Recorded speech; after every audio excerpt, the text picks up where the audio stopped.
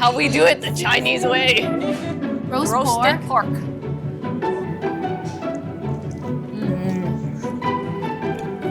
So good. I was hoping there'd be two of these so we could. No, you. But I'll do it. Classy. I'll do it. I'll do it for the whatever, and also because at home, whenever my mom buys barbecue meat or chicken, she always leaves this. For you? Correct.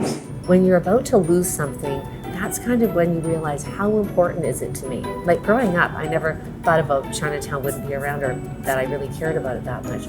But it wasn't until the risk of, oh, it might not be here. What would that mean to not just me, but to our entire community, even to our history of Canada?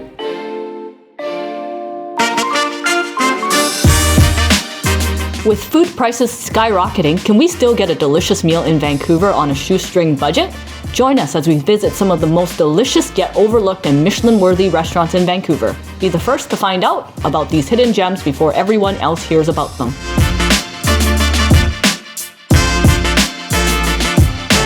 My name is Amelie Tuina Nguyen. I'm a restaurateur, mom of two, and I love to gather and amplify positive stories.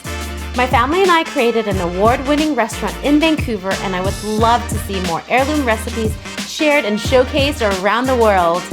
I am Trudy Tran. I am a self-proclaimed foodie who is always in search of my next great meal. This pursuit has led me to many great adventures. I've eaten everything from street food vendors to Michelin star restaurants across the globe. And now, I'm ready to showcase what Vancouver has to offer.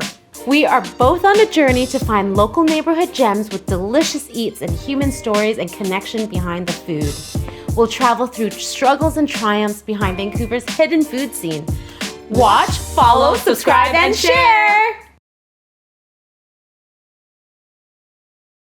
So as we coming in here, it's a Chinatown Barbecue. That's the reason we want to make it as authentic. That's why it was being named Chinatown Barbecue. Yes. We want to make sure we are serving authentic Hong Kong style barbecue to the public, to the guests in Chinatown. Yes. Yeah, I think that's our goal, to make it revitalize Chinatown on food and beverage. That was my mission. For Carol, she have a bigger mission, but that's me.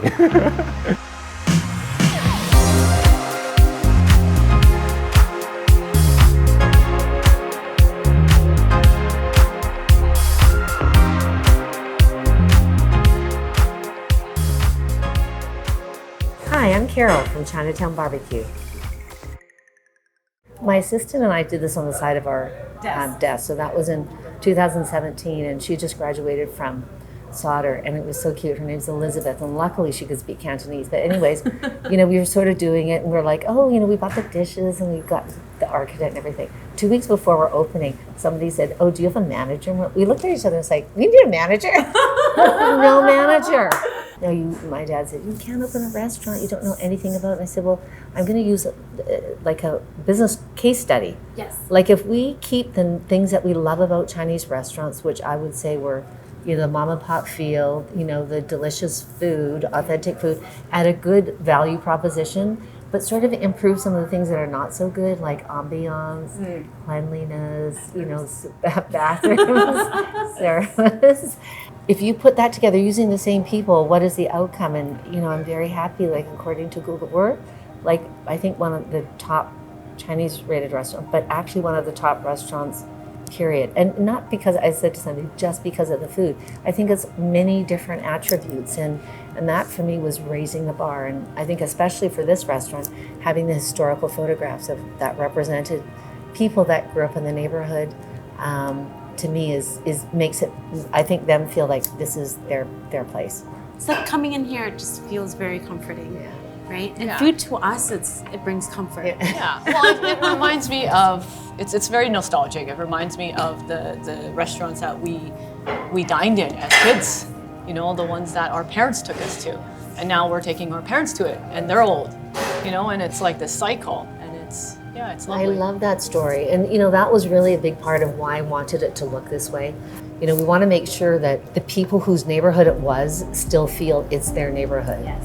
And so that's why, I only speak English, and it's like, oh, how are we going to make it so that, language is an important part of the cultural heritage. So actually all the people here speak Cantonese. They also speak English, but Cantonese is mostly their first language.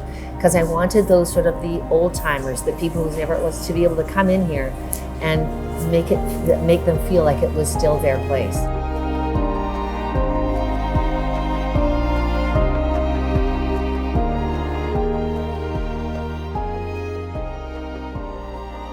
Tell us about yourself and where, you know, where your family's from. And So I'm second generation Chinese Canadian. I was born in Vancouver, and my father was born in Vancouver. My mother was born in Alert Bay. So that was a kind of an interesting story. Well, in those days, you know, my grandfather in the 1920s went up to try and get a job at a logging camp, the northern tip of Vancouver Island, a place called Telegraph Cove. And when he arrived, they said, "Oh, we don't hire Chinese people. You know, think about going across the inlet, and there's a place called Alert Bay, and it was a First Nations fishing village." So that's where my mother grew up. So my mother was born there and then came to UBC. Her 5 siblings, they all went to UBC, and that's where she met my dad. So anyways, we have deep roots in Chinatown. My grandfather had a store here that he established in 1921. yes. It's a place where I've had my office since I moved back to Vancouver in 2004. That's right. And so, you know, Chinatown, I think, has, just as you're talking about, has a special place for all of us. And because almost every immigrant, Asian immigrant that came to Vancouver found their footing in Chinatown. You've never owned a restaurant. You're not a restaurateur. So why did you start with opening up a restaurant in Chinatown as part of your mission, as part of your project? Well, so, you know, I started on the Chinatown Revitalization sort of my effort in 2012. And our strategy was wrapped around 3 interconnected pillars: physical revitalization and social housing, cultural revitalization, and economic revitalization. And I felt that under the economic piece, a vibrant restaurant sort of scene was really the underpinning of a successful Chinatown. And it was too risky for the foundation to take on. So I kind of put up my hand and I said I was going to give it a try. So coincidentally, what happened is, you know, many years ago, you know, I used to go to Daisy Garden a lot, and I had the number of like one of the waitresses. And so when it really was so unfortunate, burned down, and I called her afterwards. It's like, well, what is all the staff going to do? And they weren't sure. So she said, well, maybe some of them can, you know, because I was thinking of, I had already rented this place. And I said, well, maybe some of them could come and work. You know, I wasn't going to do a barbecue restaurant. We were going to do something else. But then it was like, here's this amazing talent pool, and, you know, maybe I could recreate a barbecue restaurant. And that's what I did. And so I feel very lucky that, you know, some of those original workers from the Daisy Garden were working here when we started. And so that is, in some ways, it was really quite accidental. I knew I was going to do a restaurant, but I didn't really think I was going to do a barbecue restaurant. I would have done like a tea house or something. Yeah, that was actually the original plan.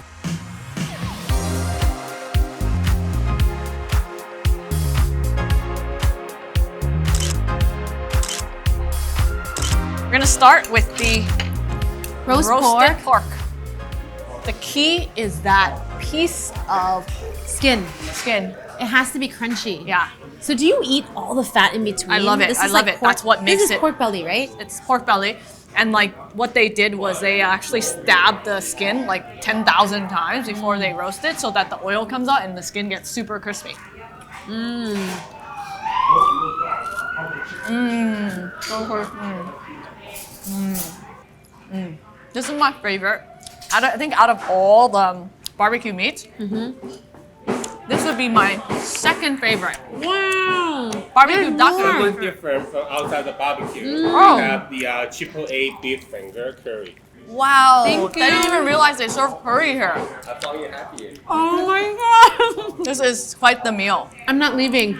Here's the half skinny, half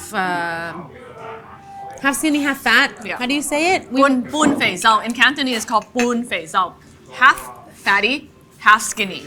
So this is when So- we go to the restaurant, we need to order this, right? Correct. This is how you should eat a barbecue pork. You should ask always, I mean, if you don't mind a little bit of fat, half skinny is the way to go. You know, when they barbecued it. We saw it come out of the oven. But you get the burnt parts a little bit. And when you bite into that, there's so much flavor in it. It's like candied pork. Tastes like candied pork. You know how there's candied salmon? Yeah. But I was Which talking has- to Chef Jimmy this morning. He said the key to good barbecue is not in the sauce or the marinade, because everybody has a very similar marinade or sauce. The key is in the timing of how long the barbecue is in the oven for. Oh. Yeah, and if you have it perfectly timed, that's when you have tender meat. And look, this one is like soya chicken. So like Yeah. it's marinated in a sweet soy or something, Yeah. right? Yeah. And traditionally we eat this with what? There's With a this. special dipping sauce. With a scallion ginger oil. Oh my And gosh. it's a little bit savory, it's a little bit gingery. Bit hairy. And what it does for the chicken is it gives it more flavor. But you know what I love is I love adding this to the rice. And it gives the rice that nice little oil, and it makes it so delicious. So tender. Oh yeah. So good. Oh, that one melts in your mouth. That's so delicious. Oh wow. Nowadays, you can eat this every day. In fact, we consider it fast food. But back in the day, it was very special because it wasn't cheap compared to just, cooking yourself, right? But we're now gonna go to my favorite barbecue meat. Out of all of it, ever since I was a kid, this is my favorite. I was hoping there'd be two of these so we could. No, you. But I'll do it. Classy. I'll do it. I'll do it for the whatever, and also because at home, whenever my mom buys barbecue meat or chicken, she always leaves this. For you? Correct. So But then like they get rid of the fat in between.